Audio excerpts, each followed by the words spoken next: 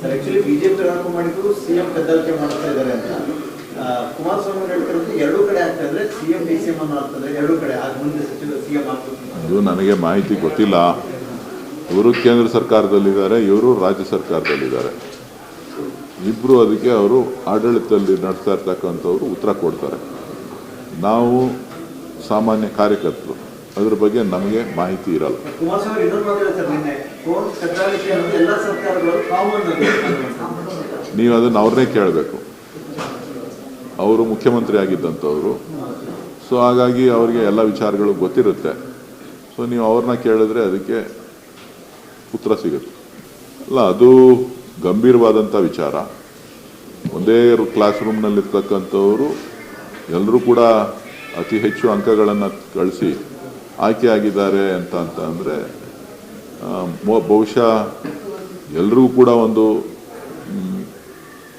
ಅಪನಂಬಿಕೆ ಬರಲಿಕ್ಕೆ ಪ್ರಾರಂಭ ಆಗ್ತದೆ. ಎಲ್ಲೋ ಒಂದು ಕಡೆ ಮಾಲ್ ಪ್ರಾಕ್ಟೀಸ್ ಆಗಿರ್ಬೋದಾ ಅನ್ನೋದು ಇರ್ಬೋದು. ಈ ಬಗ್ಗೆ ಸೂಕ್ತ ತನಿಖೆ ಮಾಡಿ ನೊಂದಂಥ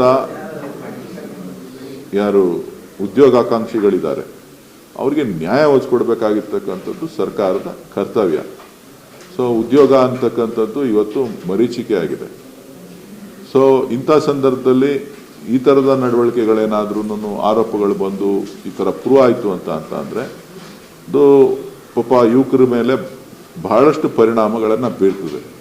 ಇದನ್ನು ಗಂಭೀರವಾಗಿ ಪರಿಗಣಿಸಿ ಆದಷ್ಟು ಬೇಗ ಅದಕ್ಕೆ ಸೂಕ್ತವಾದಂಥ ಮಾಹಿತಿಯನ್ನು ರಾಜ್ಯದ ಯುವಕರಿಗೆ ನೀಡಬೇಕು. ಹಾಲು ಬೇಕು ಅಂತ ಅಂದರೆ ಡೈರಿ ಸರ್ಕಲ್ಗೆ ಬನ್ನಿ ಕೊಡ್ತೀನಿ. ಮೈಸೂರು ಪಾಕ್ ಬೇಕು ಅಂತ ಅಂದರೆ ಬನ್ನಿ ತಿನ್ನಿಸ್ತೀನಿ. ಫ್ರೆಶ್ ಕೋವಾ ಮಾಡ್ತೀವಿ, ಕೋವಾನು ಕೊಡ್ತೀನಿ. ಜೇನ್ ಬಗ್ಗೆ ನನಗೆ ಗೊತ್ತಿಲ್ಲ. ಜೇನ್ ಬಂದು ಆ ಕಡೆ ಮಡಿಕೇರಿ ಕಡೆ ಎಲ್ಲ ಸ್ವಲ್ಪ, ಮೈಸೂರು ಮಡಿಕೇರಿ ಕಡೆ ಚಾಮರಾಜನಗರ ಕಡೆ ಜಾಸ್ತಿ. ಸೊ ನೀನು ನಮ್ಗೆ ಅದ್ರ ಬಗ್ಗೆ ಮಾಹಿತಿ ಇಲ್ಲ. ನಮ್ಮಲ್ಲೂ ಇರ್ತದೆ, ಅಷ್ಟು ಮಾರಾಟ ಮಾಡೋಷ್ಟು ಇರೋದಿಲ್ಲ. ನೋಡ್ರಿ, ಮುಖ್ಯಮಂತ್ರಿಗಳು ಉಪಮುಖ್ಯಮಂತ್ರಿಗಳು ಯಾವಾಗಲೂ ಜೊತೆಯಲ್ಲೇ ಕೆಲಸ ಮಾಡ್ತಾ ಇದ್ದಾರೆ. ಸೊ ಯಾವತ್ತೂ ಕೂಡ ಪಕ್ಷ ಹೋರಾಟ ಅಧಿಕಾರಕ್ಕೆ ತರೋ ದಿನದಿಂದ ಹಿಡಿದು ವಿರೋಧ ಪಕ್ಷದಲ್ಲಿದ್ದಾಗಿಂದ ಹಿಡಿದು ಇವತ್ತಿನವರೆಗೂ ಕೂಡ ಒಟ್ಟಾಗಿ ಕೆಲಸ ಮಾಡ್ಕೊಂಡು ಬಂದಿದ್ದಾರೆ. ಮುಂದೆನೂ ಕೂಡ ಒಟ್ಟಾಗಿರ್ತೇವೆ ಅಂತಕ್ಕಂಥ ಮಾತನ್ನು ಹೇಳಿದ್ದಾರೆ. ಸೊ ಉಳಿದಂಥ ವಿಚಾರಗಳನ್ನು ಪಕ್ಷದ ಹೈಕಮಾಂಡ್ ಗಮನಿಸ್ತದೆ.